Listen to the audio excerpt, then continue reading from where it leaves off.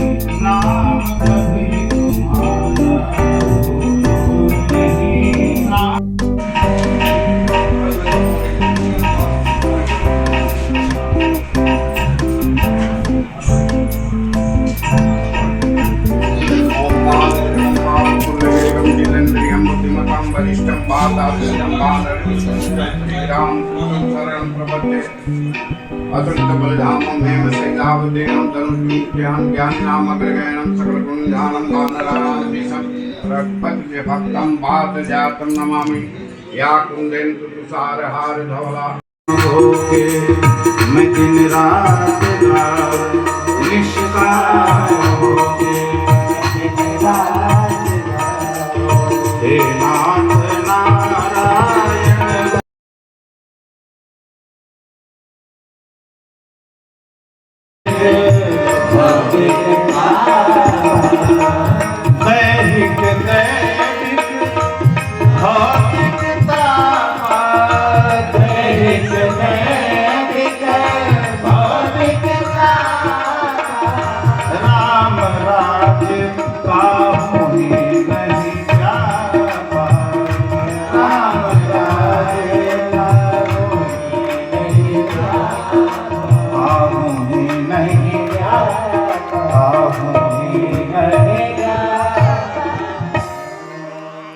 तीन प्रकार के ताप हैं, कौन से बोले? दैहिक, दैहिक, भौतिक ताप। दैहिक ताप, भौतिक ताप और दैविक ताप, यही त्रिताप है। और इन्हीं तीनों तापों से पूरा संसार जल रहा है। और यदि कोई इन त्रिताप से मुक्ति चाहे तो उसको क्या करना पड़ेगा? उसे भगवान की शरण में ही जाना पड़ेगा। क्योंकि जब जीव भगवान के शरणागत हो जाता है तो भगवान क्या करते?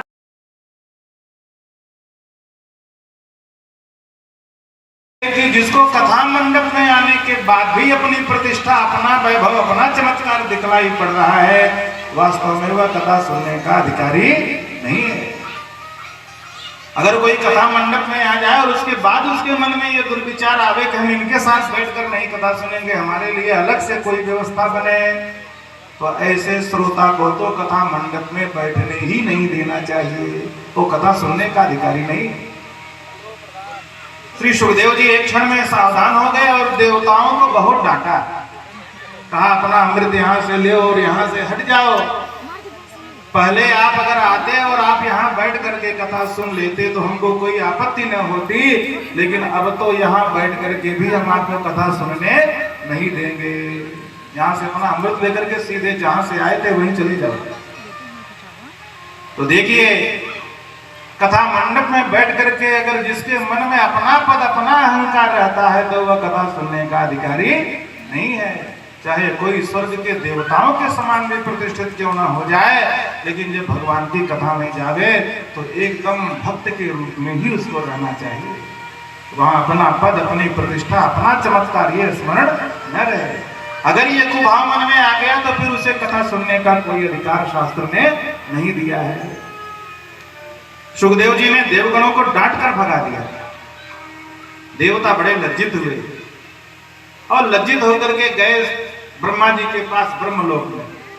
कहने लगे, महाराज हम स्वर्ग से नीचे गए और इतना बड़ा अपमान हमारा हो गया। तो ब्रह्मा जी बड़े उदार हैं और भगवान के बड़े निकटस्थ रहते हैं। शांताकारम भुजगशयनम पद्मनाभम सुरेशम भगवान है।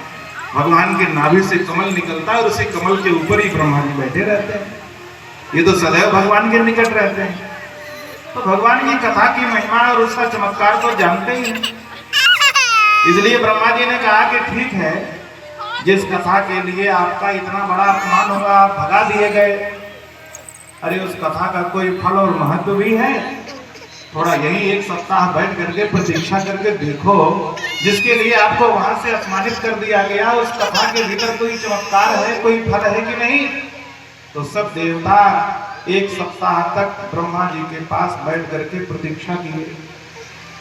और जब 7वां दिन आया और 7वें दिन श्री परीक्षित जी को शाप मिला था कि तक्षक नाग के डसने से उनकी मृत्यु होगी, तो शाप तो टला नहीं, क्योंकि मुनि कुमार का शाप था। और समय पर तक्षक नाग आया और उसने डंक भी मारा और सांप के डसने से परीक्षित जी की मृत्यु भी हुई, इसमें कोई संदेह नहीं है। लेकिन सर्पदंश से मृत्यु तो हुई, परंतु जब उनके देह से प्राण निकले तो इतने दिव्य रूप में निकले कि उसी समय वैकुंठ से विमान लेकर के भगवान के सब पार्षद प्रकट हो गए। और सब पार्षदों ने हाथ जोड़ करके श्री परीक्षित जी से कहा कि महाराज आप इस विमान पर बैठिए और हमारे साथ भगवान नाम संकीर्तन करते हुए भगवान के धाम को चलिए। तो देखिए, आज भी यह समाज में बात प्रसिद्ध है और शास्त्र में भी बात प्रसिद्ध है कि यदि किसी की मृत्यु विष से हो जाए अथवा अस्त्र शस्त्र से हो जाए अथवा अकाल मृत्यु के किसी कारण से किसी की मृत्यु हो जाती है, तो शास्त्र भी इस बात को मानता है और समाज भी इस बात को मानता है कि जिसकी अपमृत्यु हो जाती है उसको गति जल्दी नहीं मिलती। अकाल मृत्यु हो जाए तो भूत प्रेत योनि में भटकना पड़ता है। और देखिए, प्रत्यक्ष में श्री परीक्षित महाराज को एक सांप ने डसा और सांप के डसने से मृत्यु हुई। सामान्य नियम के अनुसार तो उनको भूत प्रेत योनि में जाना चाहिए था, क्योंकि सांप के डसने से मृत्यु हुई थी। लेकिन 1 सप्ताह उन्होंने जो भागवत जी की कथा सुन ली, उसका फल राज्य मोक्षम तथा वीक्ष्य पुरा धाता विस्मितः ये तो वीडियो सत्यलोके तुलाम बद्ध्वा पागल वीडियो में बना के यूट्यूब पर डालेंगे। वीडियो बस आप ही लोग कर लो, सब कर घुमाएगा। राज्यो मोक्षम तथा वीक्ष्य 7 दिनों के पश्चात स्तोत्रात् तथा लोकान् विकल्पयन्त नैवेद्यं निवेदयामि नैवेद्याञ्जयाश्वनीं शुद्धाश्वनीं प्रत्याश्वनीयं मध्ये मध्ये उत्तराभूषणं जलं समर्पयामि फलं समर्पयामि विलालमालभोगे फलसहितं स्फलताम्बूलं समर्पयामि दक्षिणाद्रव्यं यद्दत्तन्यत्परादानन्दमुहूर्तं जास्य दक्षिणा तदग्निर्भये स्वकर्मणः सुदेवे पुनो दददायाः पूजायाः स्नादिगुर्यां प्रदक्षिणां समर्पयामि प्रार्थयेत। हरिः ओम् तदेव रम्यं रुचिरं नवं नवं तदेव सत्स्वन्मनः। तो राजा परीक्षित की हुई। सामान्य नियम के अनुसार तो भूत प्रेत योनि में जाना चाहिए था, लेकिन परीक्षित जी भागवत जी के प्रभाव से मुक्त होकर के भगवान के विमान पर बैठे जा रहा है। और कैसे चला जा रहा है, सबने उसी दिन घोषणा कर दी कि भैया यह सब भागवत जी का ही महत्व, फल और परिणाम है। सब देवताओं ने मिलकर के उस ये शांति गीत पावन पुनीत पापों को मिटाने वाला, हरि दर्श कराने वाला। ये शांति गीत पावन पुनीत पापों को मिटाने वाला, हरि दर्श कराने करनी ये दुख हरणी, ये सुख करनी ये दुख हरणी, ये सुख करनी ये आने वाला। मधुर बोल सतकंद बोल सन मार्ग दिखाने वाला, बिगड़ी को बनाने वाला। ये मधुर बोल सतसंत बोल सन्मार्ग दिखाने वाला, बिगड़ी को बनाने वाला। ये मधुर बोल सतकंद बोल सन मार्ग दिखाने वाला, बिगड़ी को बनाने वाला। श्री राम यही घनश्याम यही, श्री राम यही घनश्याम यही, सीताराम यही राधे श्याम यही, सीताराम यही राधे श्याम यही। प्रभु की महिमा की आरती, पापियों को पाप से है तारती। भगवत भगवान की है आरती, पापियों को पाप से है तारती। कर्पूर गौरम करुणावतारम सच्चावतारम भुजगेन्द्रहारं सदा वसन्तं त्वमेव माता च पिता त्वमेव, त्वमेव बन्धुः सखा त्वमेव, त्वमेव विद्या द्रविणं त्वमेव, त्वमेव सर्वं मम देवदेव। अच्युतं केशवं रामनारायणं कृष्णदामोदरं वासुदेवं श्रीधरं माधवं गोपिकावल्लभम्।